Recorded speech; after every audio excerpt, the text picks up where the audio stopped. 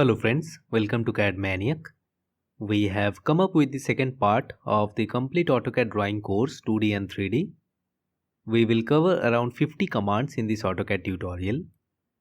Those who haven't seen the first part can search for AutoCAD 2023 over YouTube, and this is at the top, so you can watch it. We have covered these things in the first part of this AutoCAD drawing course. We have used AutoCAD 2023 version for this part. Autodesk have launched AutoCAD 2024 version. So quickly we will see how we can download and install AutoCAD 2024 version. So to download AutoCAD 2024, click on the link provided in the description section below. If you have a student account, click on sign in and sign in with your credentials. And if you don't, then create one. Click on create account, fill up your name, email ID and give a strong password, accept the terms and click on create account. Hit done. Now scroll down and click on get started under AutoCAD. Choose your educational role. Select your country. Select institution type. Input the name of your educational institution. Select your date of birth. Input enrollment date, the day you got enrolled in the institution. Input graduation date, click on confirm. Then click here to upload your document. Select your college iCard from your PC and then click on submit and then close. Then click on get product under AutoCAD. Here it is, AutoCAD 2024 version. Then click on install and accept the terms. An exe file gets downloaded. Just click on it. I'll select a path to install the software. Then click on install and wait until AutoCAD 2024 gets installed. Then click on start. Click on sign in with your Autodesk ID. Sign in with your credentials.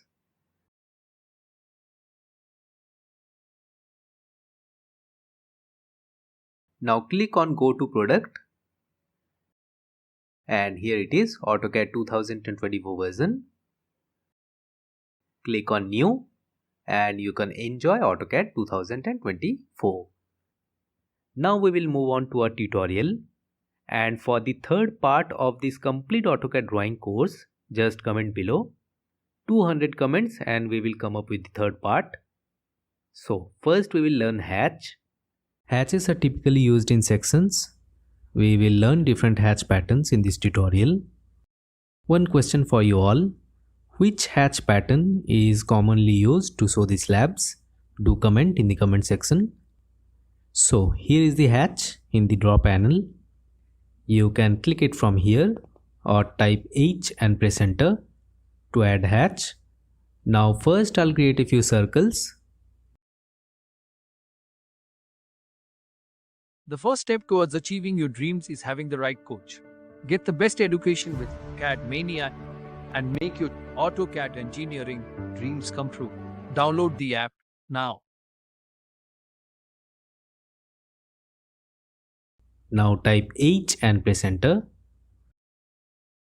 Hover the cursor inside the boundaries and see a solid hatch is shown.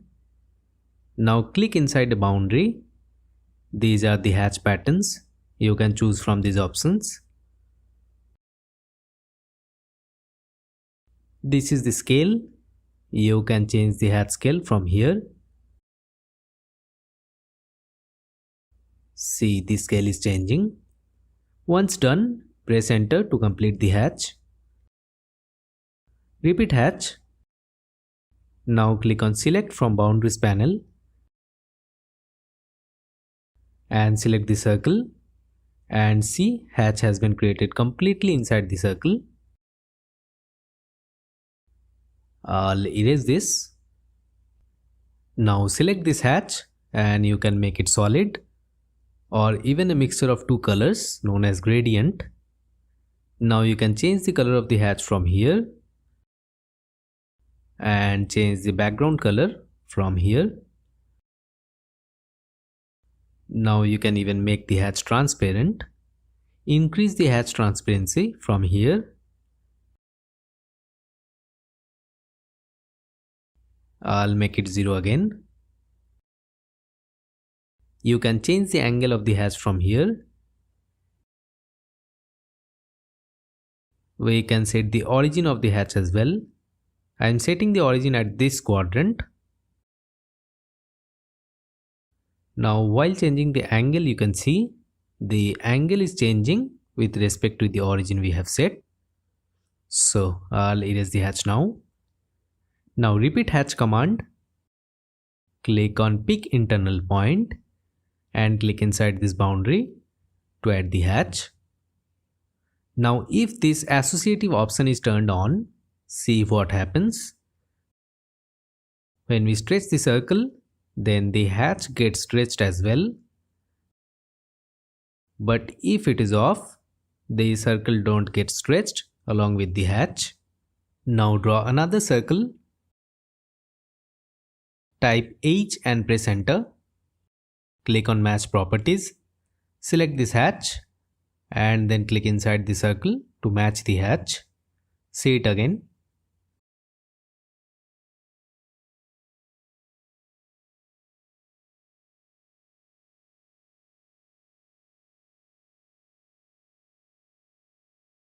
So it's done. Now we will learn these options. So first I'll copy this hatch over here. Now select this hatch, click on recreate, click on polyline and press enter to create the hatch boundary. Copy this one. Select the hatch, click on recreate again and select region and press enter. Now if we change the visual style to conceptual, we can see a surface has been created in case of region option. Now select the hatch, click on remove, then select the outer circles and press enter to remove the hatch as shown. Now select this hatch, click on remove and then select only the outer circle and press enter, and see the hatch is transferred to the inner circle as the boundary is active over there. Next, draw a few more circles.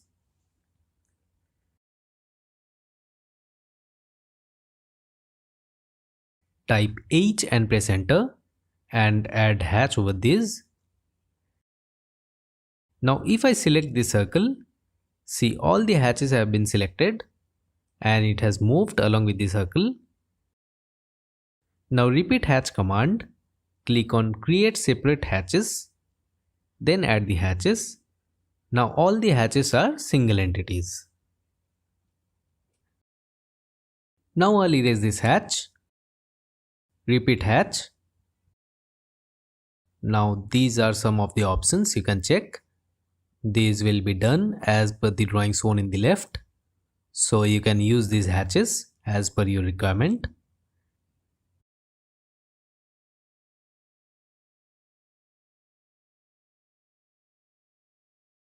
Now we will see some gradient hatches. So type H and press enter. Select gradient. Choose two color of your choice. Then just click. Add hatch transparency and press enter. Repeat hatch command. Click on match properties and click inside the boundaries as shown to add the hatches. We can select and change the color and pattern. You may edit it as per your wish. Next is boundary option. Let me make a star like this. Now we can create separate boundaries using boundary command. So type BO and press enter. Click on pick point and then click inside this boundary and the polyline is formed. Here you can see this has been separated. You can create multiple boundaries at a time and use it as per need.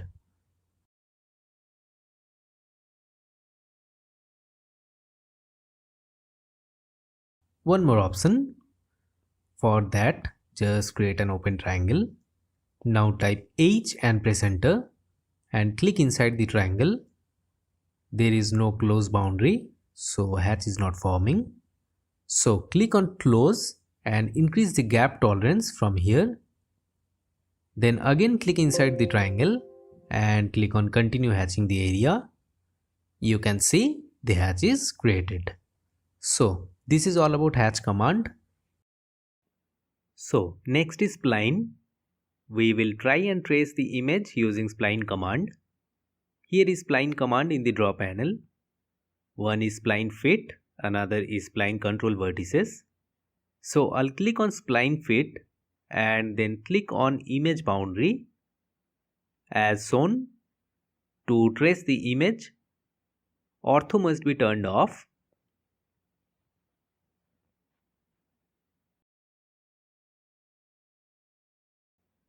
It's just like drawing with a pen on a paper.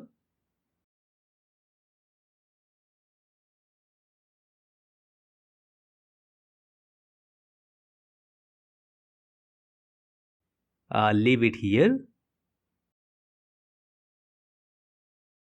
Now I'll select the spline, change the color and the line weight so that it is clearly visible.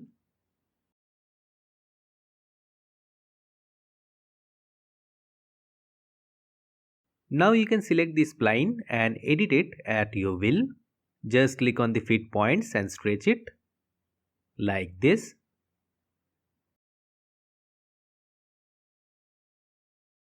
And if you hover the mouse over these fit points, you can add a fit point as well.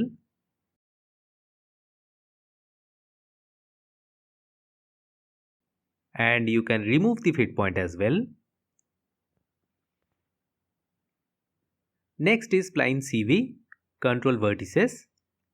Click on this option and then draw the spline using control vertices. Now don't just click on the boundary, click outside the boundary as shown.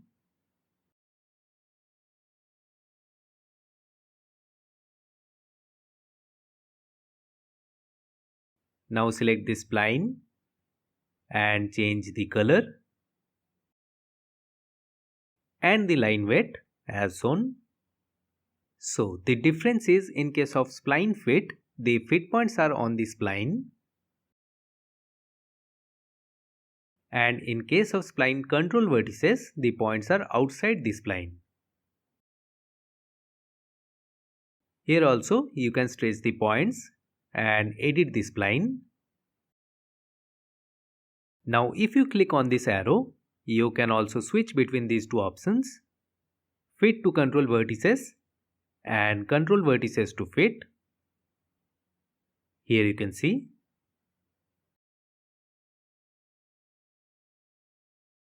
So that's all about spline. You can trace any image using the spline command. Next is construction line. Click on this drop down and click on construction line, or type XL and press enter. Now click anywhere in the drawing area and you can see an infinite line is forming. Now just click to draw the construction line. Wherever I am clicking, an infinite line is forming. And for horizontal and vertical construction lines, just turn the ortho on and then click.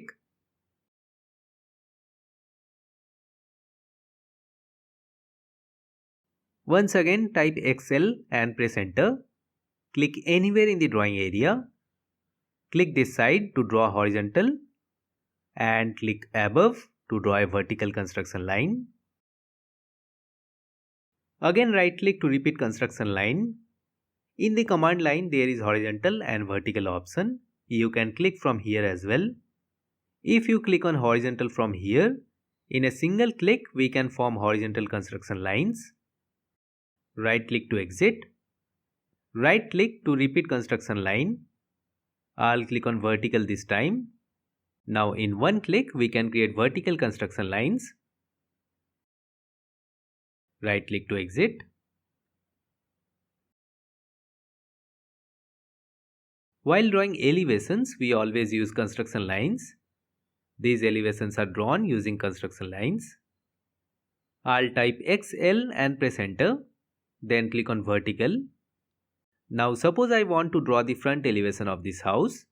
So what I have to do is just project the outer faces of the columns as shown.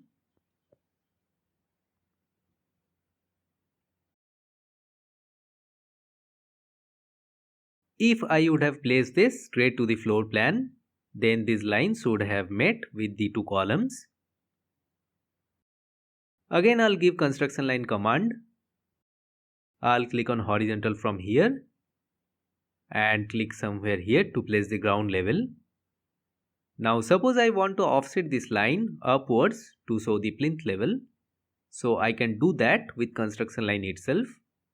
So I'll repeat construction line, click on offset in the command line. I'll mention the offset distance as 600, press enter. Then select this construction line and click upwards and it's done. So best use of construction line is when we create an elevation. I'll erase all of this. I'll give construction line command. Now here you can see angle. So click on it. Suppose I'll specify the angle as 45 degree. Now see the construction line is inclined at an angle of 45 degrees. Last option is bisect. So here this one is a construction line and this one as well. Suppose I want to draw a construction line in between these two lines so that the angle gets bisected. So to do that, I'll click on bisect. Then I have to specify the vertex from which point it will pass from. So I'll click at this point as the vertex. Now I have to specify the starting angle. I have to click on this vertical line. So I'll turn the nearest snap on. Then I'll click on this line. Next is ending angle. So I'll click on this line and hence the angle is bisected and a new construction line have been formed. I'll right click to exit. So I hope you all have understood the construction line. I'll erase these now. Next is ray. Ray is also the same. I'll click from here or type RAY and press enter. This is a unidirectional line. Goes in only one direction. Same as of construction line. If we click at this point, turn the ortho off. It goes in one single direction. This is the basic difference. A line starting from one point goes infinite in one direction. I'll erase this. This is used in case of round staircase. Next is multiple point. Here you can see multiple point. So to draw a point, type PO and press enter. Then just left click to create a point. Just repeat point command and then left click. Repeat and then left click. In this way, to create a point, we have to repeat point command again and again. And what multiple point does is, first I'll click on multiple point from here. Now I'll just click to create multiple points like this. Right click to exit or press escape. Now we can change the point style as it is not visible. So the shortcut is P type. Type PTY and press enter. See, from here we can change the point style. So I'll select this one and hit OK. We can change the size as well. Right click to repeat P type command. Now I'll change it to 2 and hit OK. So it has changed. So multiple point can be used in case of any particular reference. Now I'll erase this. Next is divide and measure. So first I'll draw a horizontal line of 500 units.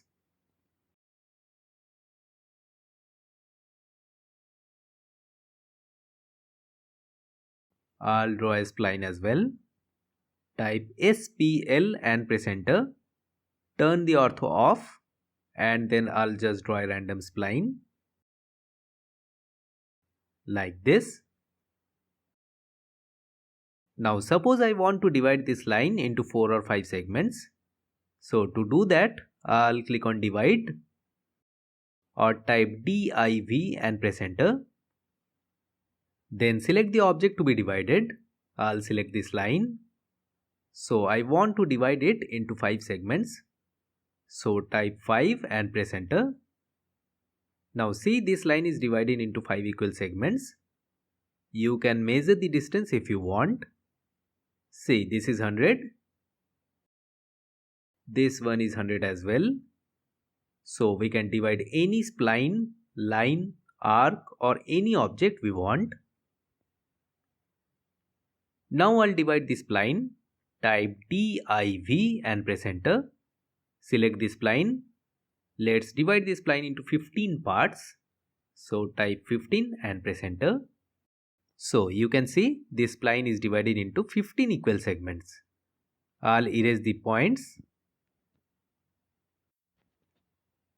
Next is measure. So you can click on measure from draw panel or type ME and press enter. Now select the object to measure. So I'll select this line and type 75 and press enter. What it will do is, it will create segments of 75 each from this side. Give dist command and see, this is 75. This is also 75. And last one will be remaining value after measuring each segment as 75. One more thing, you can measure from either side. I'll repeat measure command and from whichever side I'll select the line from. Let's select the line from this side and just type 75 and press enter. Now the segments are measured and divided from this side and the leftover is in this side. Here you can see this is 50. Always turn this nearest snap off. So I'll measure this spline as well. I'll type ME and press enter and select this spline. Type 50 and press enter. So the spline is measured and divided from this side and the leftover is in this side. This is a drawing of an hospital. If you guys want me to create complete tutorial series on this, comment below.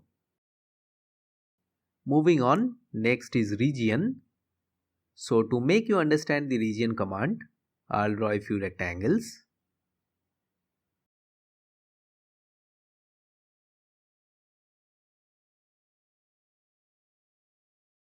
Now I'll explore the rectangles. So type X and press enter. Now I'll use region command on this rectangle.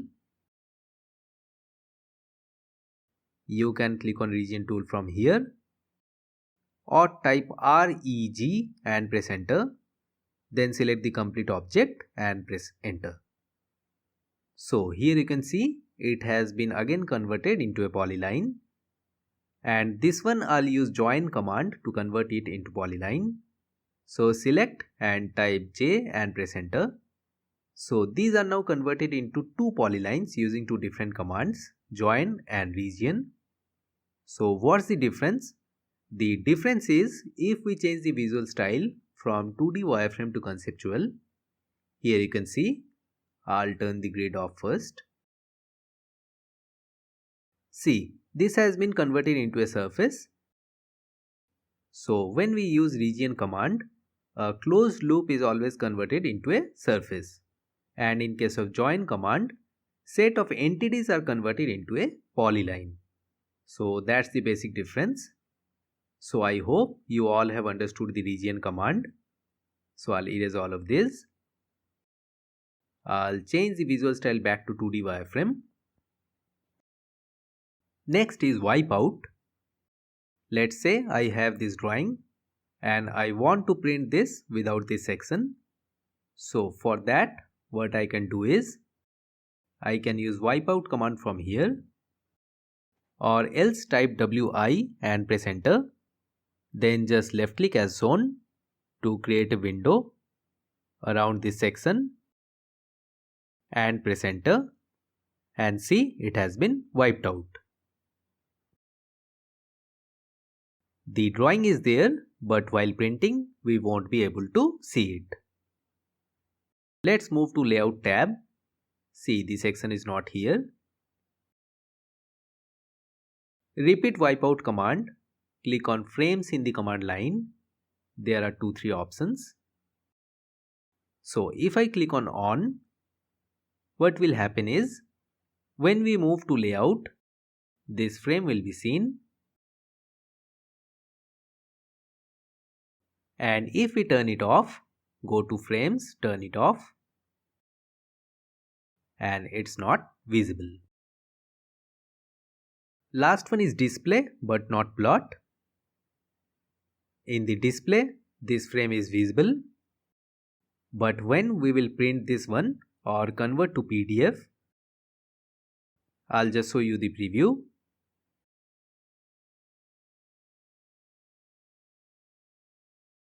See, this section is not visible. So I'll close this. I'll cancel this. Now at any point we can erase the wipeout frame. I'll repeat wipeout command. Here you can see polyline option as well. So if we click on polyline and select any polyline, here if I click on yes, this polyline will be erased. So I'll click on no. See, whatever was there inside this polyline is wiped out. You can check in the layout. See, nothing is there inside. I'll get back to model space, select it, and I can erase this. See. So wipeout command is basically if we want to print a drawing without a portion of the drawing, we can use this option.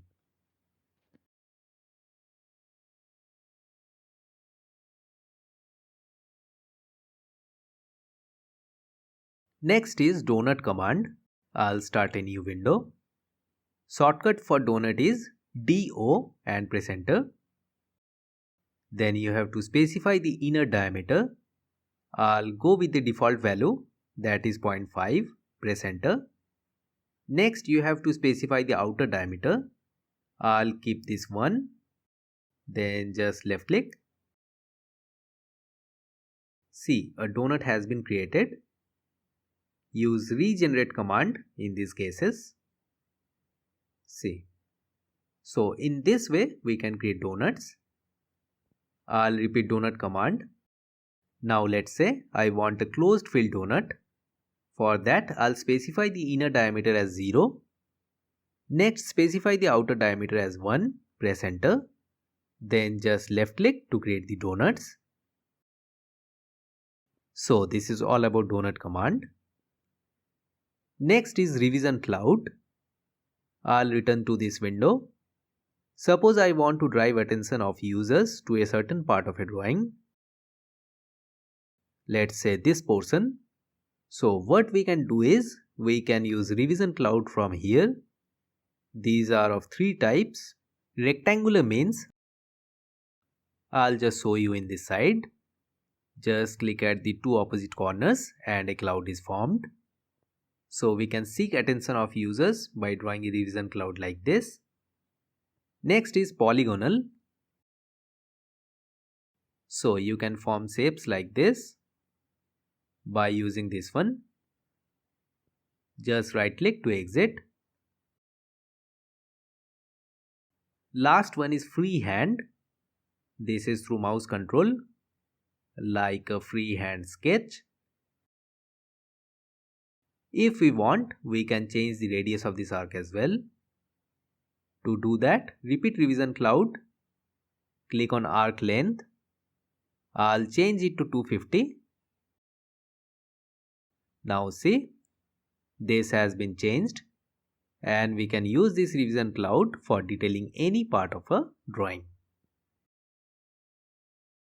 Next we will learn fillet, chamfer and blend curve. First I'll draw a few rectangles for that. 2 random rectangles. So first is fillet. So you can click on fillet from here or type F and press enter. See, there are many options in the command line. So in case of an fillet, an arc with a radius is created like this. And in case of chamfer, we cut an edge like this. So for a fillet, we have to specify a radius. So click on radius or type R and press enter. Then we'll provide a radius, say 100 and press enter. Then we have to click on 2 lines where we want to add an fillet like this. I'll repeat fillet command by right clicking. Click on radius. Let's change the radius to 200. Press enter. Then select these 2 lines and see a fillet of radius 200 is added at this corner. Just select the 2 lines where we want to add the fillet. Now suppose we want to add fillet at all the 4 corners at once. We can do that as well. We'll repeat fillet command. Now I'll use polyline option. So it's necessary that the object we want to add fillet is a polyline. If not, use join command to convert the object into polyline first. So I'll click on polyline from here. Then I can mention radius from here. I'll change the radius to 150. Press enter. Then we don't have to select 2 lines. We'll just select the polyline like this. And the fillet will be added to all the corners of the polyline like this. I'll undo by pressing Ctrl plus Z. I'll repeat fillet command. Type F and press enter. 2 more options, trim and multiple. First we'll learn this multiple option. Let's say I want to add fillet at 3 corners of this rectangle. So first I'll specify the radius. I'll type 150 and press enter. Next click on multiple or type M and press enter. Then select these 2 lines. See, fillet command is still active. We can add multiple fillets. So we can add fillets like this at any time. And you can exit by right clicking. I'll repeat fillet command. Here is an option trim. Let's see that. First I'll mention the radius, say 200, press enter. So whenever we are selecting these 2 lines, fillet is added and these lines are trimmed. But if we want to add the fillet without trimming the lines, we have to click on this trim option. Then we'll change this trim to no trim. Then if we select the polyline from here and select this rectangle, see, fillet is added without trimming the corners of the rectangle. So this is all about fillet. Next is chamfer. You can click on chamfer from here or type CHA and press enter. Now suppose I want to cut the edges of these lines. So we can chamfer using distance method as well as angle method. So first I'll click on distance. We have to mention 2 distances. I'll specify the first chamfer distance as 100. Press enter. Now if you want same chamfer distance, I mean if you want to cut 100 from both sides, then specify second chamfer distance as 100 as well. Then just select these 2 lines and see a chamfer of 100 has been added at this corner. Now if we want unequal distance, repeat chamfer command. Click on distance. Specify first distance as 100. Press enter. Specify second chamfer distance as 200. Press enter. Then select these two lines. So this is 100 and this is 200. Repeat chamfer. Select this line and then this one. Now this is 100 and this is 200. So first chamfer distance will be applied on the line first selected and second chamfer for the second line. Press Ctrl plus Z to undo. We can add multiple chamfers and we can use polyline option as well.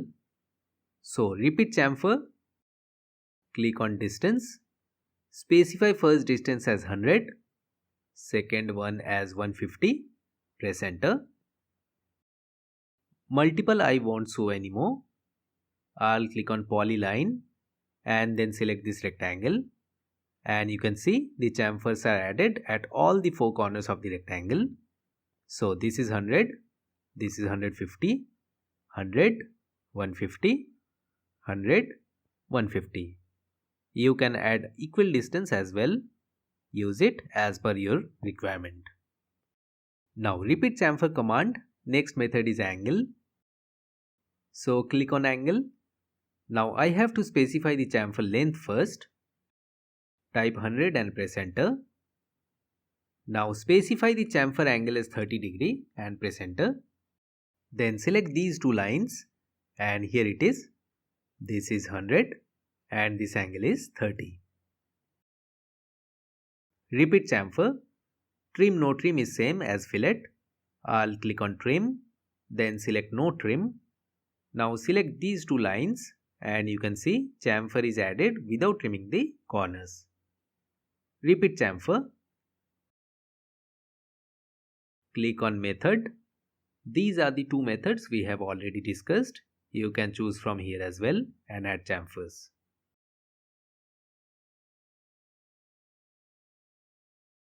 Multiple is same as in fillet. I'll just quickly show this. Repeat chamfer. Put chamfer distance as 100. Second one as well. Then click on multiple or type M and press enter. Then just select the lines to add the chamfers multiple times like this. And right click to exit from chamfer command. So I hope you guys have understood the chamfer and the fillet. Next is blend curve. First I'll create two splines randomly like this.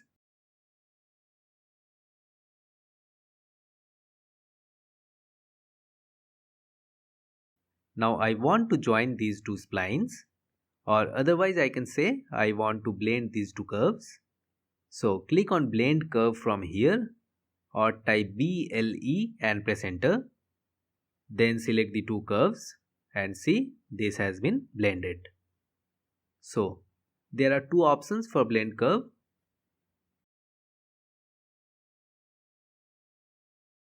I'll just copy the two splines over here. Type BLE and press enter.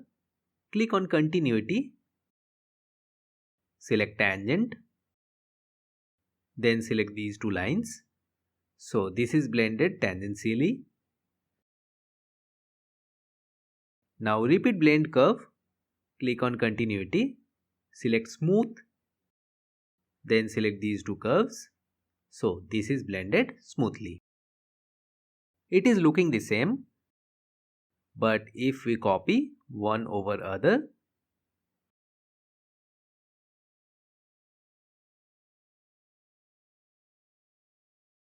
you can see these are blended differently.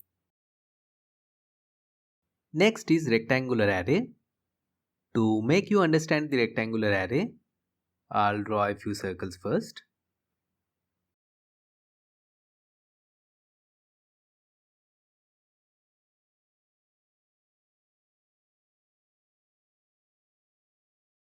Now I'll click on rectangular array. Next we have to select the object. So I'll select the circle. Press enter. See, an array is created with some rows and columns. This associative option we will understand. Now it is off. I'll exit from array. I'll repeat rectangular array. This time I'll turn the associative option on. Then I'll close this array. So difference between these two is, in case of associative, it's selected as a whole, a group. I can select it and the array editor opens. We can edit this array. But in case of non-associative, these are all single elements. We cannot do anything with this array. We won't be able to edit the array in this case. And in this case, we can select the complete array and we can edit this at any point of time. We can convert this associative array into non-associative by simply exploding it. Just select the array, type X and press enter to explode it. I'll erase this. I'll draw a fresh circle. Now select this circle, click on rectangular array. Here are two options, column and row. These are 4 columns and 3 rows. We can select and drag this arrow to increase the distance between the objects. I'm talking about this in between distance. It has been increased. And by dragging this arrow, we can increase the number of columns like this. Drag this arrow to increase the in-between distance. And drag this arrow to increase the number of rows.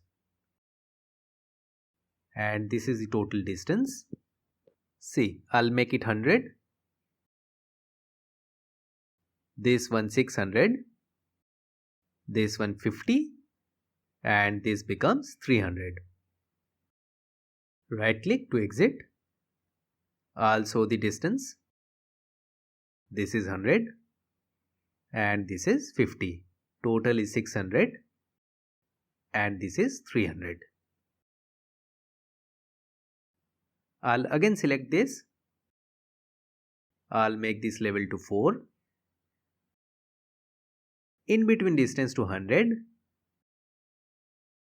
This becomes 300 automatically. Next I'll exit from array. Now from top I'll change the view to southwest isometric. When I'll select this, level is 4. So 1, 2, 3 and 4. And in between distance is from center to center. And 300 is this end to end. I'll show you. This is 100 and this is 300. Right click to exit. Select this. I'll edit the level to 1.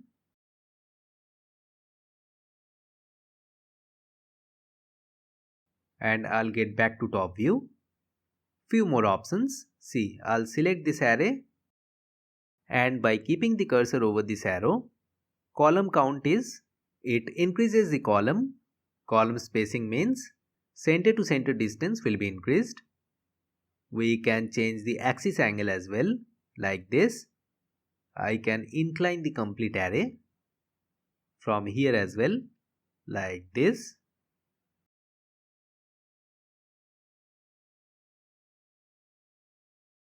I'll select it again. Here is base point option. Here base point is the center. I'll click on base point and select this quadrant as the base point. Now you can select this base point and move the array. I'll change the base point to center. Next is edit source. So click on edit source. Select the circle. Hit OK. This has been isolated. Now I can make changes to the circle. Suppose I'll draw another concentric circle like this. And a few lines. And you guys can see the complete array is changing according to this circle. Whatever changes we did on the circle is applied to all the circles in the array. I'll undo. and then again select this array. Two more options are remaining, replace item and reset array. I'll get back to home tab and draw a rectangle first. Now I'll select the array, click on replace item. Let's say I want to replace the circles with this rectangle. So first I'll select the rectangle, press enter. Now I have to specify the base point. So I'll select the geometric center as the base point. Then I have to just select the elements which I want to replace with this rectangle as shown. Just select by left clicking and right click to exit. So it has been changed. Now if I select the array and click on reset array, the array will get reset as before. So we have covered all the options of rectangular array. I hope you all have understood the array properly. Next is path array. I'll quickly draw a rectangle first. I'll give it a rotation. So type RO and press enter. Type 30 and press enter. And then I'll just draw a random rectangle like this. Next I'll draw a spline. So type SPL and press enter. Click here.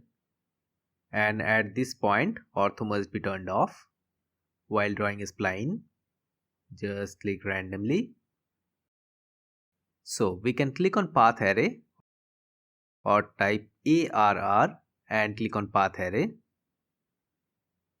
Then we have to select the object to be added. So select the rectangle, press enter. Then I have to select the path.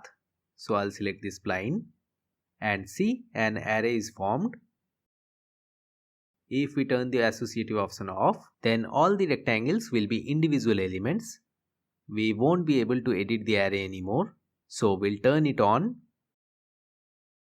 To increase number of items, we'll click here.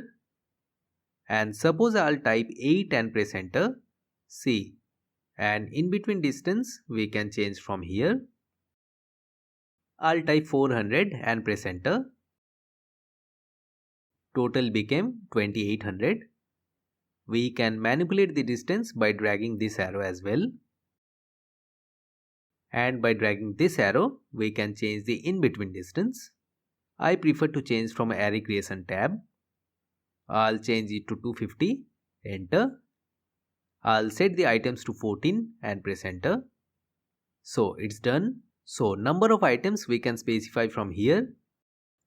This is the in-between distance, center to center distance. And total distance is start to end. If we change from measure to divide, then we can only specify the items. Remaining fields will be blocked. And if we keep measure from here, all fields will be open. If we want, we can lock this. Only in between distance we will input. We can add rows from here. I have changed it to 3. I can change the in between distance between the rows. So the center to center distance is 400. By dragging these arrows, we can change the in between distance and increase the row. So I am changing it back to 1. We can change the levels from here. I'll set the level to 3. In between distance to 500. Then I'll exit from array. Now I'll change the view from top to southwest isometric. So you can see levels have been added in Z direction. The center to center distance is 500. I'll select this again. Total distance is 1000. 3 levels are there. First, second and third. I'll change the level to 1 and I'll get back to top view. I'll select the array again. Now this is the base point. I can change the base point from one snap to another snap like this. You can see this base point has changed. I'll change the base point to this point. Measure and divide I have already told. If I turn the align items off from here, all the items will be aligned as per the rectangle. And if I turn it on, then it will be aligned as per the spline. Z direction I'll explain while explaining helix command. Next is edit source. So click on it. Select the array. Hit OK. Now suppose I want some changes in the rectangle. Let's just draw a circle inside this. So type C and press enter and draw a circle as shown. And see, the circles are added to all the elements of the complete array. I'll undo. I'll select the array again. Next is replace item. Okay, let me just draw a circle like this. Select the array, click on replace item. Select the circle, press enter. Next specify the base point.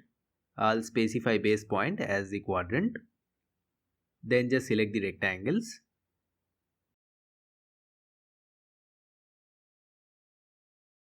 Then just select the rectangles to be replaced by the circle. Let's draw another circle. Select the array. Click on replace item. Select the circle, press enter. And this time I'll specify this center as the base point.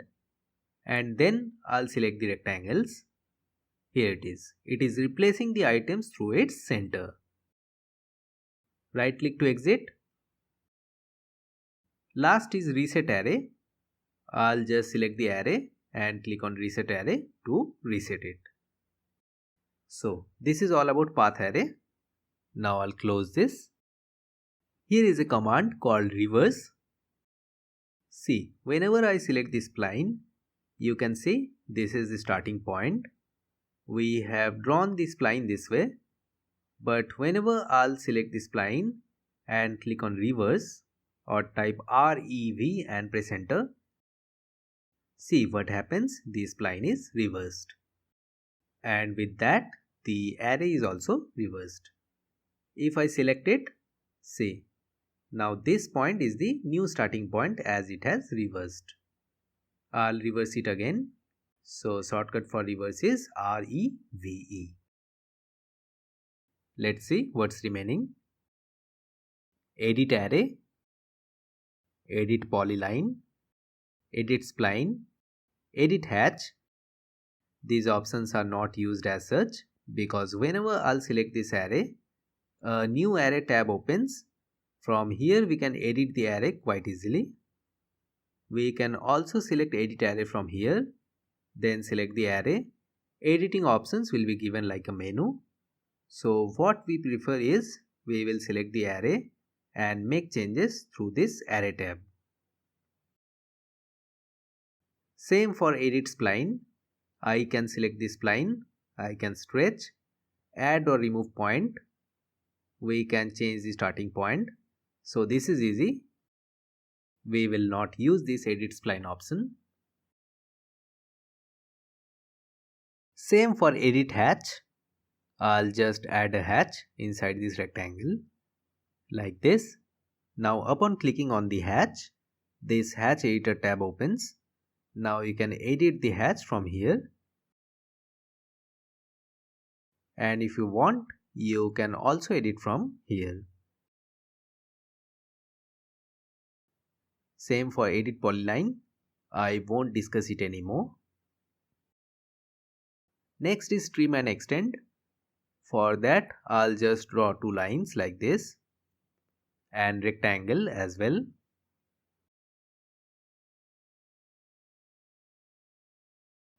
Trim we have already learned. Just type TR and press enter twice and select the portions to be trimmed.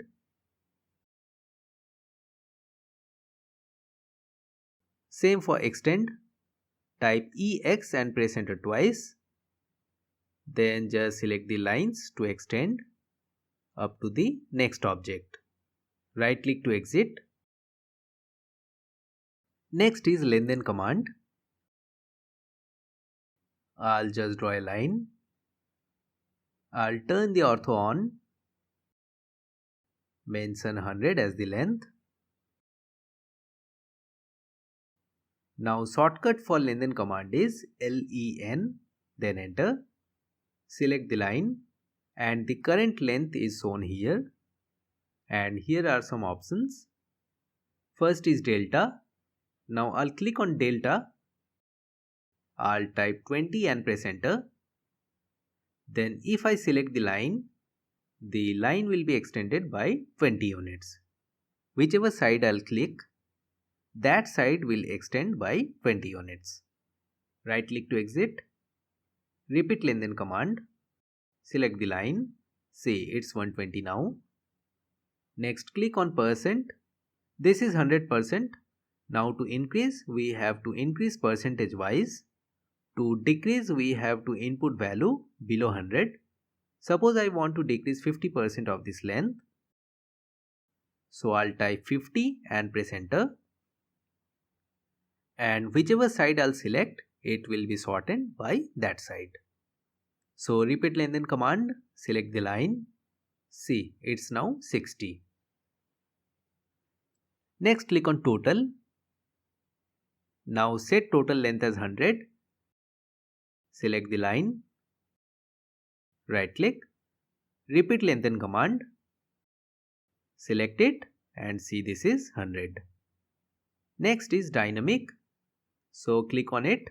What it will do is, it will dynamically change the length. The point I click, from there it will extend or reduce. So I can click dynamically to extend like this. I can select and reduce it dynamically as well. So I'll right click to exit. So this is all about Lengthen command. Next is break and break at a point. Suppose I have this line and I want to break it into two parts with respect to the midpoint. For that, I have to click on break at point option. Select the line. Now I have to select the point of break or break point. So I'll select this midpoint. Now see, these two are divided into two equal parts. So this is break at point. Next is break. Shortcut for break is BR, enter. I'll click randomly and move the mouse. So the line starts breaking from the point I clicked. So I can specify next point to break the line like this. Right click to repeat break command. I'll click here. Now suppose I want to start breaking the line from this midpoint. So I can click on first point. Then I can define this midpoint as the starting point. Then I'll specify 50 and press enter. So this distance is 50. So this is all about break command. Next is align. I'll draw a rectangle.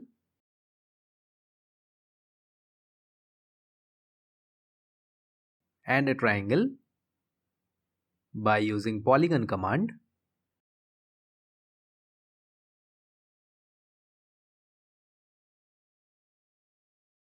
Now I want to align this side of the triangle with this side of the rectangle. So I'll type AL and press enter. I'll select the triangle. Press enter.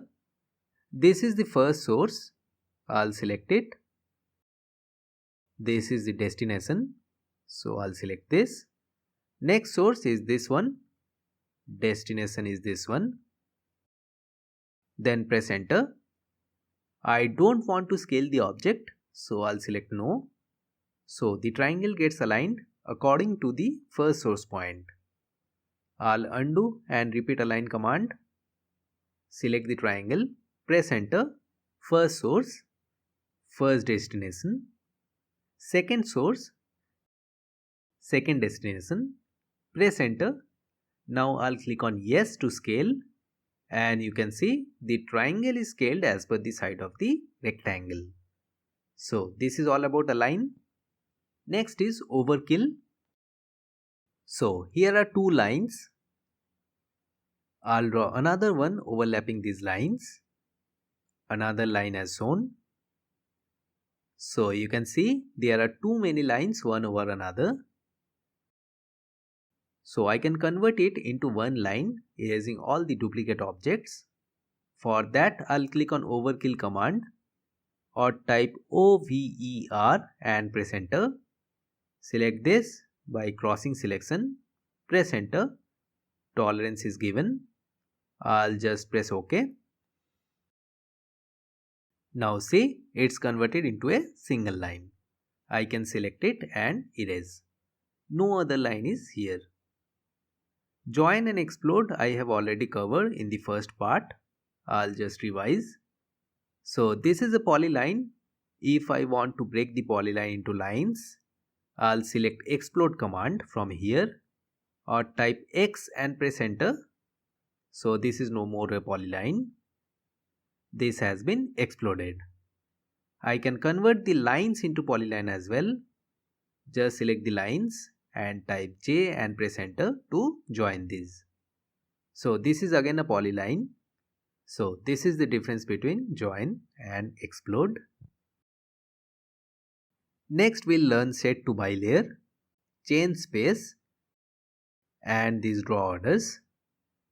First I'll draw a few circles, 3 random circles.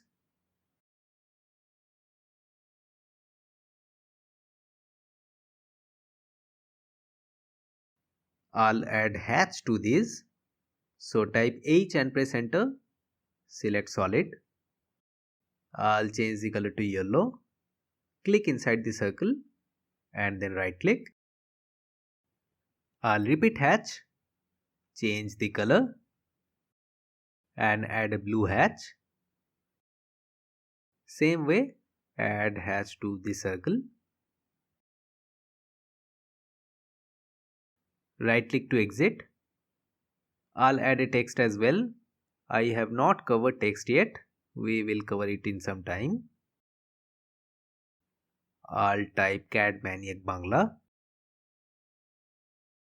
It is too small, so I'll increase the text height a bit more. Now I'll move the circles along with the hatches, one over another like this.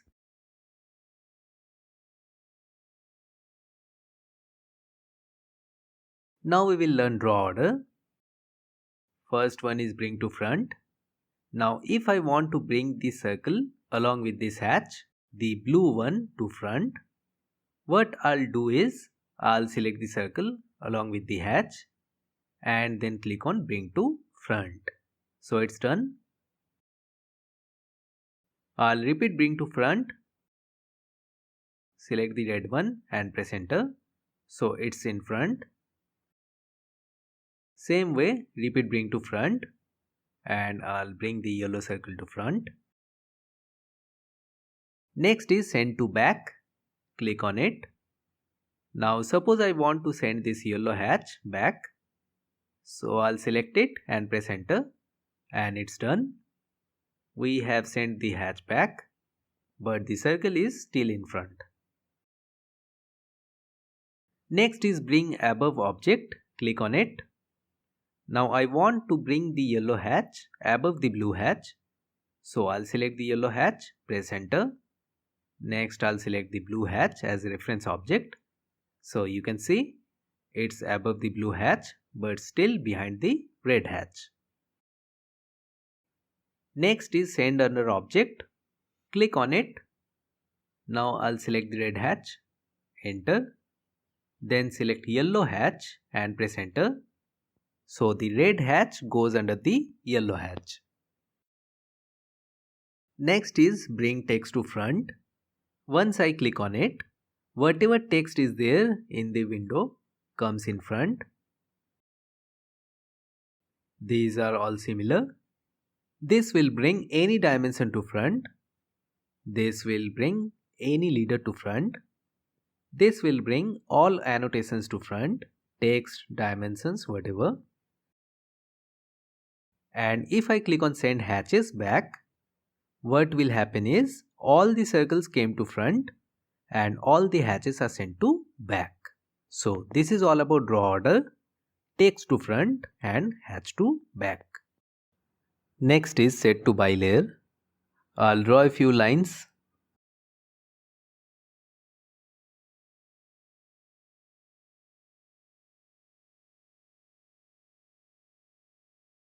I'll select this line and I'll change its line type to dot.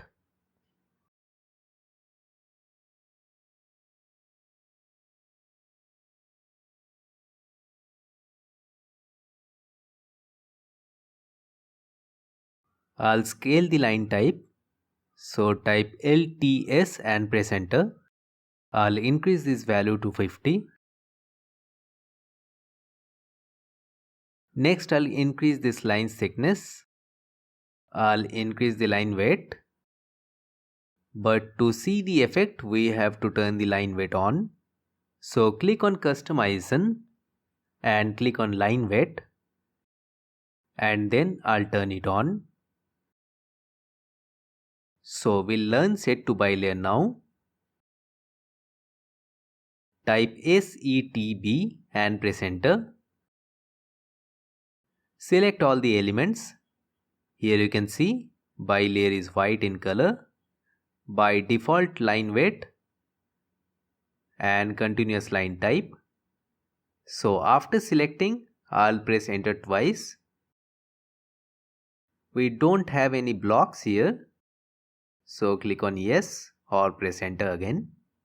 And see all elements are converted to properties set by ByLayer. White, normal line weight and continuous line type. So this is all about ByLayer. Next is change space. I'll go to layout tab. Now suppose I want to edit this circle, this red one, or I want to change the thickness of this text. So we can't select any object here. Now I can click on change space or type CHS and press enter. I'll select the circle, red hatch and the text and press enter. Now see, I can't select these, but I can easily select these objects and edit. I can move it, but not these ones. I can edit the text. I'll change the text height. So this is all about change space. We can edit any object in layout space by using this. So we have completed draw and modify panel. Next is annotation panel. Now we will learn all the basic dimensions in AutoCAD, all 8 of these. First I'll draw a triangle.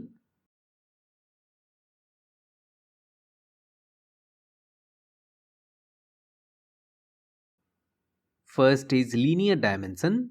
So the shortcut is for all you have to use D and then first two letters of these dimensions. That is for linear it's DLI, for aligned it's DAL, for angular it's DAN, for arc use DAR, for radius DRA, for diameter DDI and so on. So first I'll click on linear dimension or type DLI and press enter. Then select the two endpoints in between which we want to specify the linear dimension. Then I'll click downwards and add the dimension. But you can see it's too small. So to resize this, type D and press enter. This is the dimension style manager. We will learn this completely in some time. For now, just click on modify. Go to fit tab and increase the overall scale to 30. hit OK and then close. Now I can drag it a bit downwards like this. Now you can change this comma to point. Type D and press enter again. Click on modify. Go to primary units tab and change the decimal separator to period. Then hit OK and close. And if you don't want any decimal places, type D and press enter again. Click on modify and under primary units tab, change the precision to 0 and it will automatically round off all the numbers. See. So to specify linear dimension, type DLI and press enter. Click at these 2 points. Use your mouse to specify the linear dimension horizontally or vertically like this. Repeat linear dimension. Click at these 2 points again and specify the vertical distance. So this way linear dimension is used. Here the dimension lines are overlapping. So I'll go to annotate tab. Click on break. Select the dimension. Then select this one. And now this is proper. Don't worry, we will learn all of this. First we will learn all the basic dimensioning. Next is align dimension. Shortcut for align dimension is DAL. Enter. I want to specify this align dimension. So I'll click at this point and at this point and then just left click as required. So for any align dimension we will use DAL and for horizontal and vertical dimension we will use DLI. Next is angular. For angular type DAN and press enter. Then we have to specify the lines in between which we want to specify the angular dimension. So I'll select these 2 lines and we can specify any of the angles as per our requirement. We just have to left click to specify the angle. Right click to repeat DAN. Select these 2 lines and then just left click to specify the angle. So this is all about angular dimension. Next is arc length. So I'll draw an arc first, a random arc.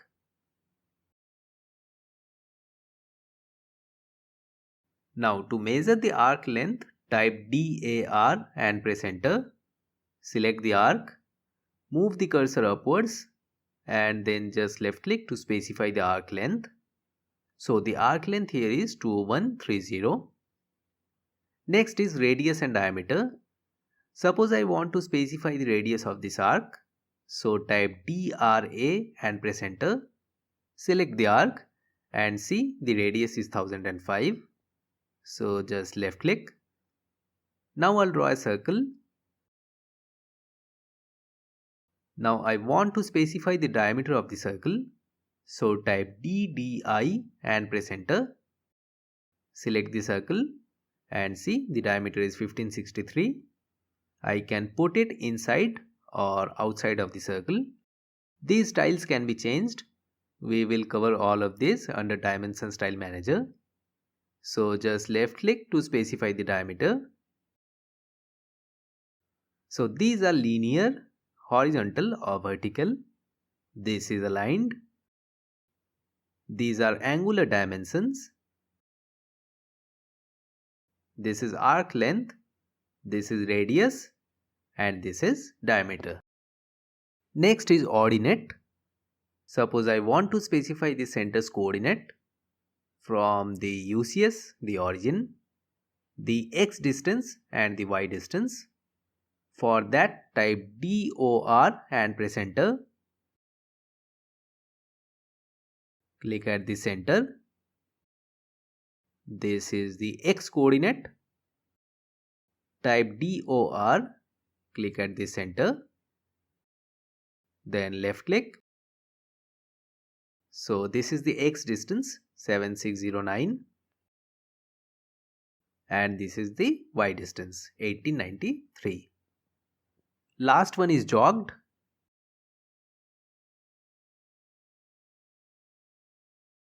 Now suppose this is a boundary and inside this is the printable area.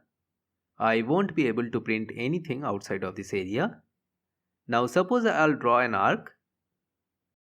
Center is outside the boundary and this is the arc. Now if I want to specify the radius, what I have to do is type DRA and press enter. Select the arc. Now while mentioning the radius, the center is displayed outside of the printable area.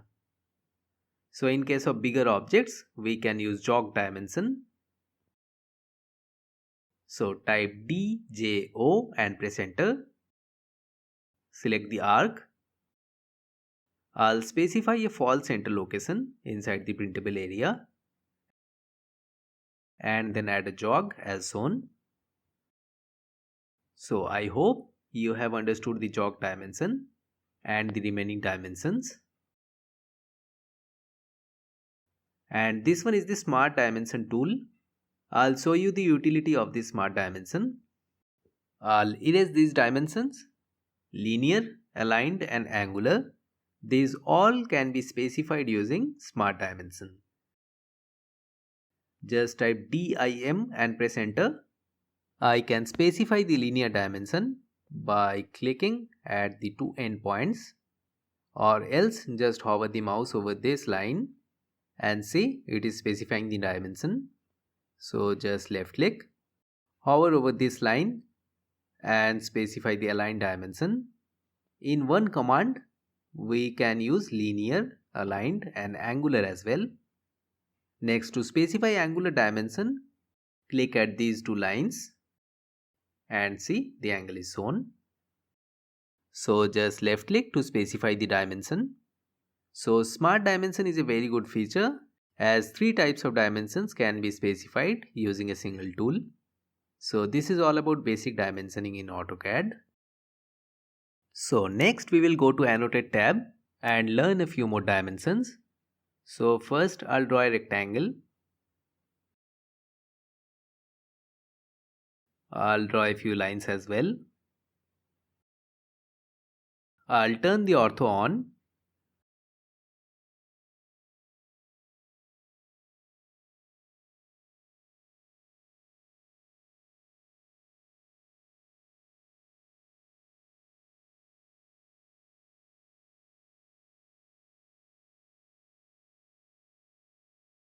We have already covered these dimensions. Next is quick dimension. This is a very useful feature. I'll show you why.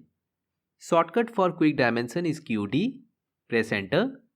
Select the object by using crossing selection as shown. Press enter. Move downwards and then left click. See, all the linear dimensions are specified at once. I'll increase the scale a bit. So type D and press enter. Click on modify. Under primary units tab, I'll change the precision to 0. Go to fit tab and then I'll increase the overall scale to 40. Then hit OK and close. I'll decrease the scale a bit.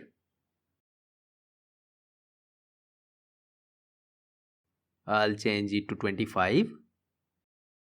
So quick dimension can be used both horizontally as well as vertically. I'll show you an example. I'll turn all the layers off except the 0 layer.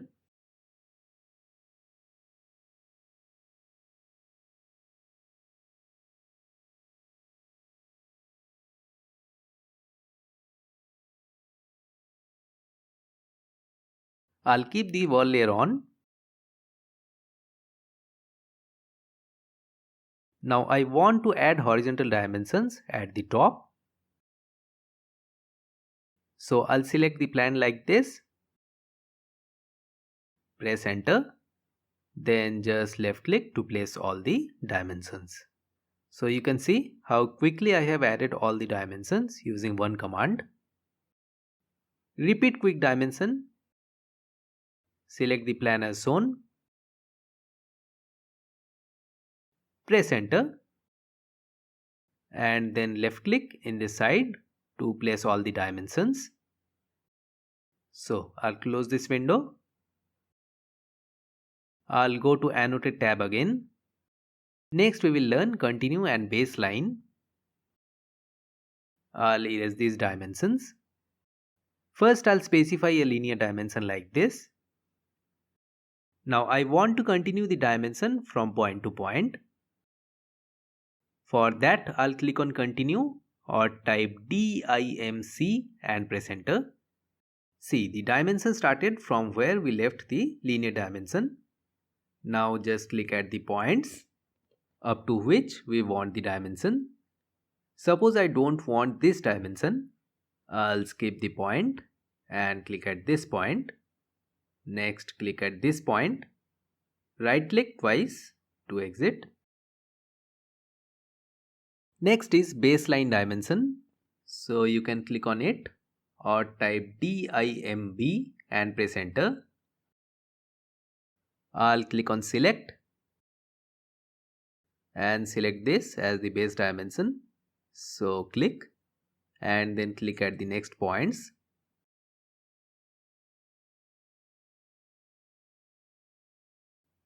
Right click to exit and see all the dimensions are starting from a base point. This point is considered as the reference point and dimensions are added from point to point. So I'll erase this. Next is break. Suppose I'll add a linear dimension like this. This is not done as per common practice. This dimension is specified below, but to make you understand the break command, I did this. In some situation, vertical and horizontal dimensions overlap. In that case, we can use break. So click on break from here or type DIMBR and press enter. Select the dimension to break. Say I want to add break in this dimension, so I'll select this. Then select this one. So you can see the break is applied to this dimension. Similarly, if I would have selected this dimension first, then the break would have applied to this dimension. Right click to exit. Next is adjust space. I'll erase this and I'll add a few linear dimensions.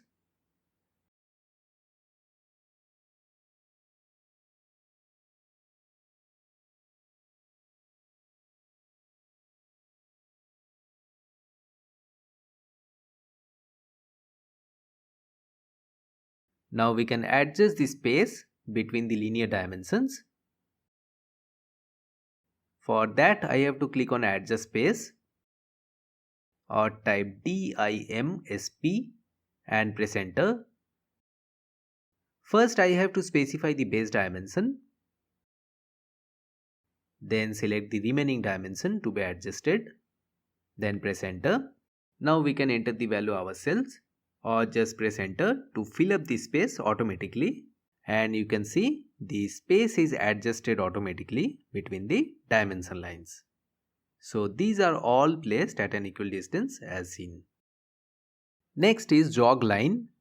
We have learned jog dimension in case of a circle or an arc. So we can add a jog in case of a dimension. So we can click on dimension jog line or type DIMJOGL and press enter. First I have to select the dimension where I want to add the jog. So select it. Now click at the point where we want to add the jog. So this is done. We can edit it as well. I can move it like this. Next is inspect. First I'll draw a triangle.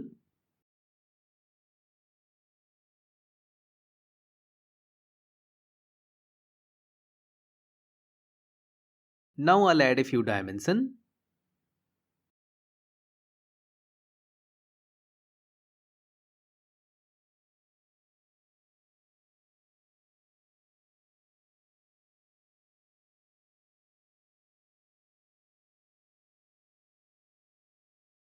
You can click on inspect from here or type DIMIN and press enter.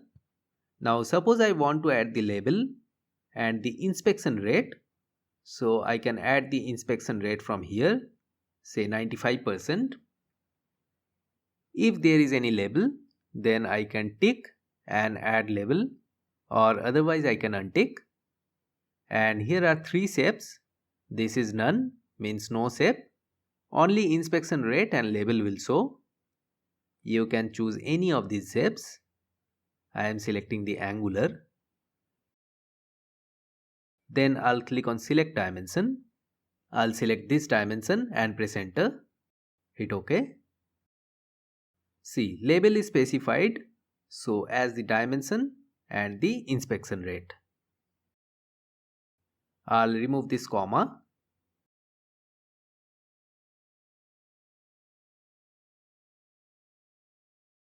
I'll change the precision to 0. So this is all about inspect. We will learn about update while learning Dimension Style Manager. Next is reassociate. Suppose I want to edit this dimension. I want to change it from end to end to mid.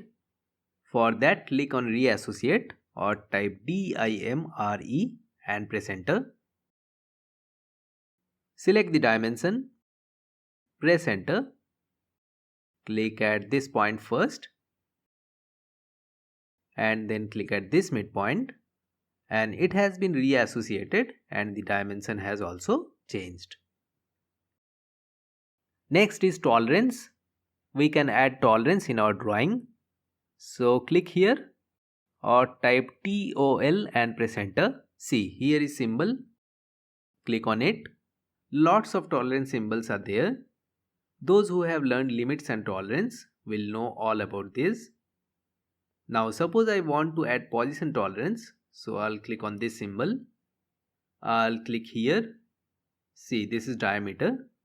I can add tolerance to diameter, say 0.05 or maybe 0.02.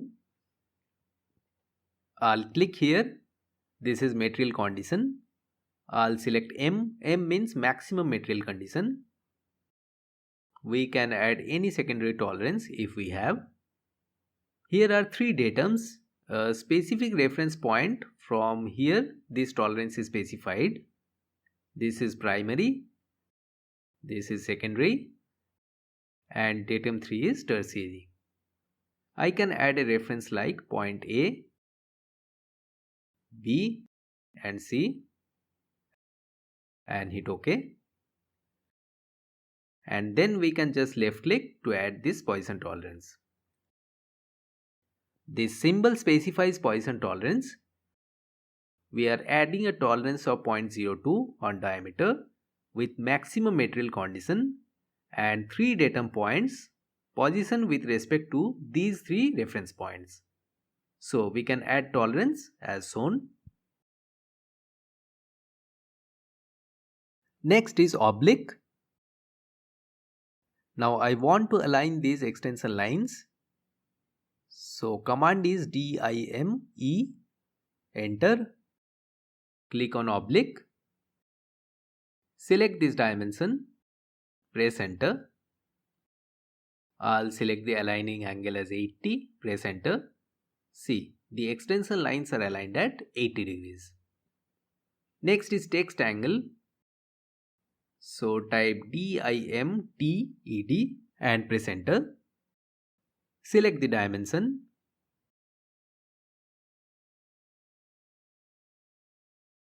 Specify text angle as 5 degree and press enter.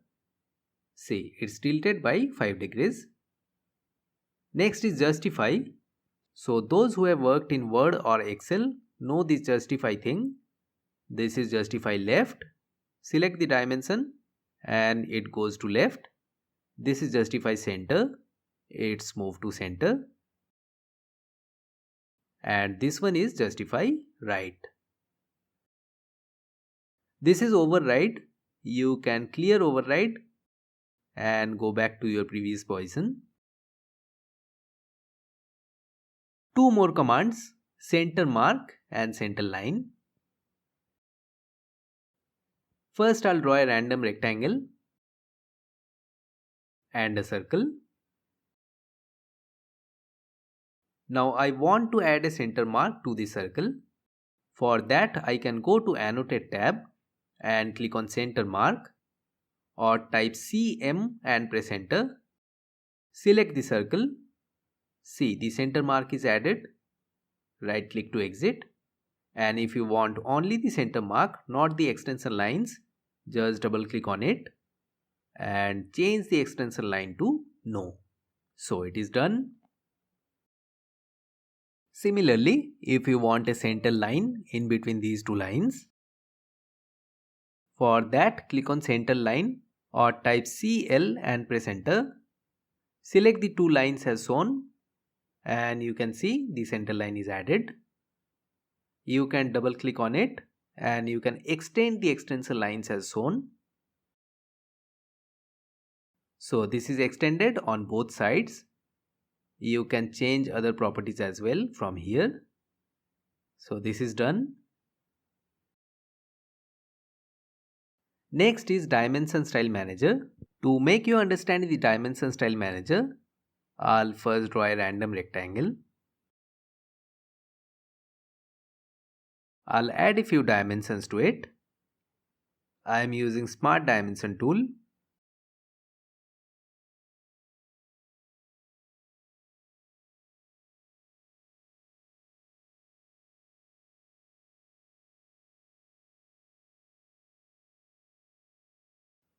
Now you guys already know how to increase or decrease text height and also how to replace or remove this comma. I'll tell you guys one more time. First we have to open the Dimension Style Manager. So type D and press enter. Click on Modify and in the Fit tab we can change the overall scale to increase or decrease the text height and the arrow size.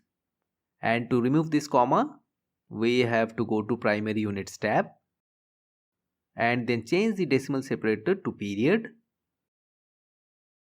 And see, this is now 14.11. And we can also change the precision. We can change it to 0. Then hit OK and close. And see, it is automatically rounded off. So we can use this precision as per our drawing need. I'll repeat Dimension Style Manager command. Click on Modify. So first we will understand this Lines tab. So there are two types of line. One is dimension line, another one is extension line. These are extension lines and this one is the dimension line. I can change the color of the dimension line from here. Now this is red. I'll change it to ByLayer. I can change the line type. Click on Others. Click on Load. Select line type you need. Hit OK. Select Center. Hit OK again. Now the dimension line will be a center line. I'll keep it to continuous. We can also change the line weight, that is the line thickness. I'll keep it to ByLayer for now. I'll come to baseline spacing in a while. From here we can suppress the dimension lines. Dimension line 1 from left and dimension line 2 from right.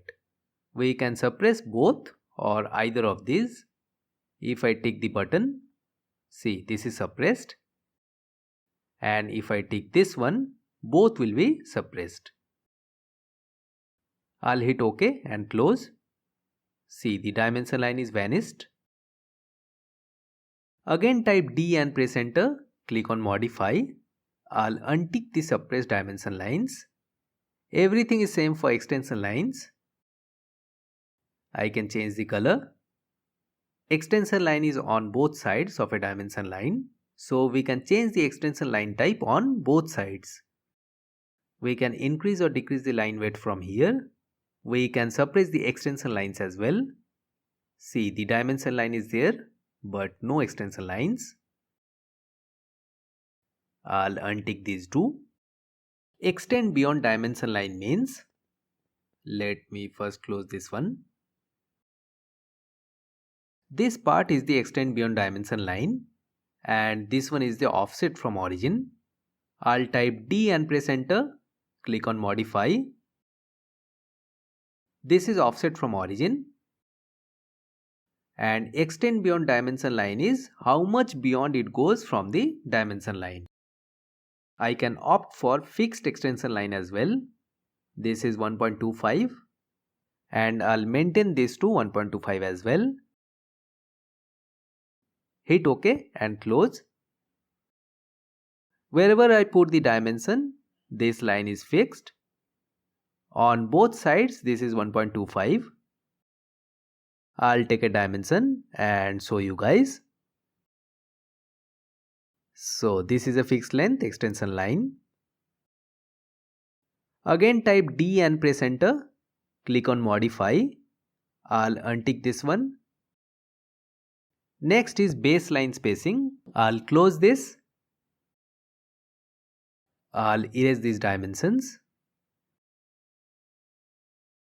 I'll add a linear dimension like this and then I'll click on baseline dimension and add these two dimensions as well. This is the baseline. Again type D and press enter, click on modify. Now I'll change the baseline spacing to 15. Hit OK and close. This spacing is known as baseline spacing. This is 3.75. I'll erase these two and again add baseline dimensions. Now see, this is no more 3.75. This is 15. I'll show you the spacing between the dimension lines.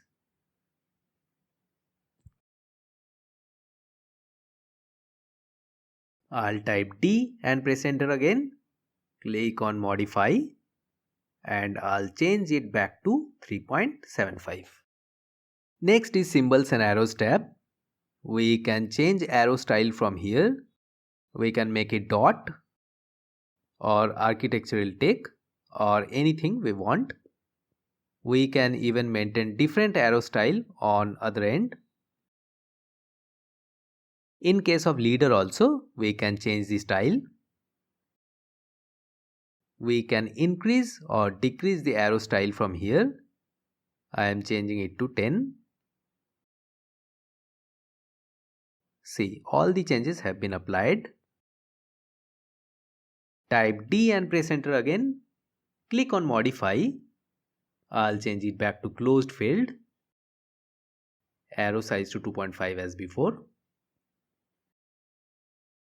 Next is center mark. So when we draw a circle, we can add a center mark. We can add a center mark to that from here. If we click on none, no center mark will be shown. This is the size of the mark and we can make it line as well. Next is dimension break. First I'll close this. The changes are not applied.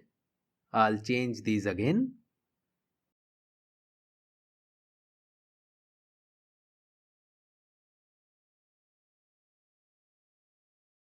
OK and close. Now it's applied. Now in some cases the horizontal and vertical dimensions overlap. I'll just overlap a dimension like this. So to break the dimension line, click on break. Say I want to break this one. So select this, then select this one. You can see it is done. Now we can manipulate this break size. To do that, type D and press enter. Click on modify. I'll decrease the break size to 0.375. OK and close. See, the break size is reduced to 0.375. I'll reset the break size to 3.75. Again type D and press enter. Click on modify. See, here are a few arc length symbols.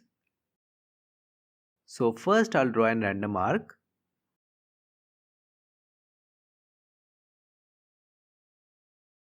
I'll specify the arc length for this arc. Again type D and press enter. Click on modify. Preceding dimension text means this symbol is preceding the text. If I change it to above, see what happens.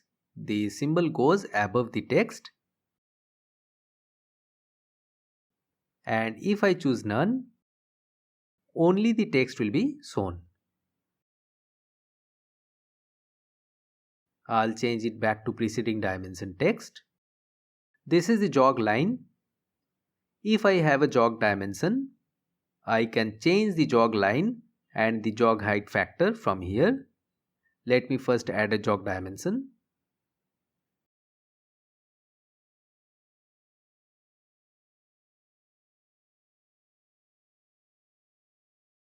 This jog length and the height can be manipulated. So type D and press enter. Click on modify. Change these parameters to manipulate. Next is text tab. We will leave the standard and annotative part for now. We will learn this later. We can change the color of the text from here. Fill color. We can add a color to the background of the text from here. Hit OK and close. See, I'll erase this one. Again type D and press enter. Click on modify. I can change the text color. You can select a color of your choice. I'll select a dark color. OK. Close. See, this is now clearly visible. I'll type D and press enter again. Click on modify. Set it back to ByLayer. This one to none. We can change the text height from here. We can change the height scale from here. We can draw a frame around the text. I'll check this box.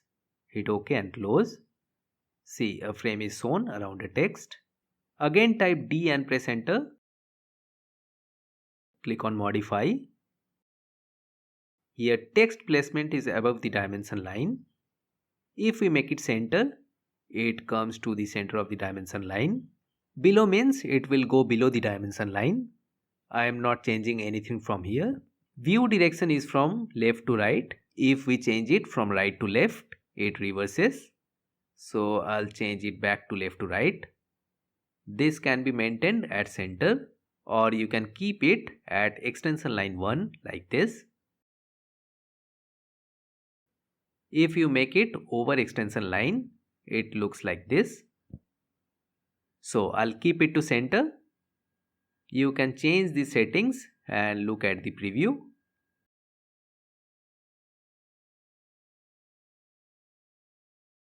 And these are some text placement styles. We can keep it horizontal. Next is aligned with dimension line. So you can see the difference. In case of horizontal, it creates a jog. So you can keep as per your drawing requirement. You can keep it ISO standard as well. In the fit tab, the scale option is important. You can change the overall scale from here. And this one, if you have a small dimension, the text is not fitting into the area and the arrows as well. In that case, we will use this option, the best fit. It will automatically adjust everything. And if I suppress this, where the arrows doesn't fit due to small area, it will automatically suppress the arrows. In case of text placements, we will always keep it beside the dimension line. This is the best case. Overall scale I have already mentioned. Primary units we have learned, and these tabs are not that important. Tolerance part I have already covered. So this is all about Dimension Style Manager, and this will be it for this tutorial. I hope you all have enjoyed this video. So do comment if you have liked the video, and subscribe the channel if you want more such tutorials on AutoCAD. So thanking everyone. Bye bye.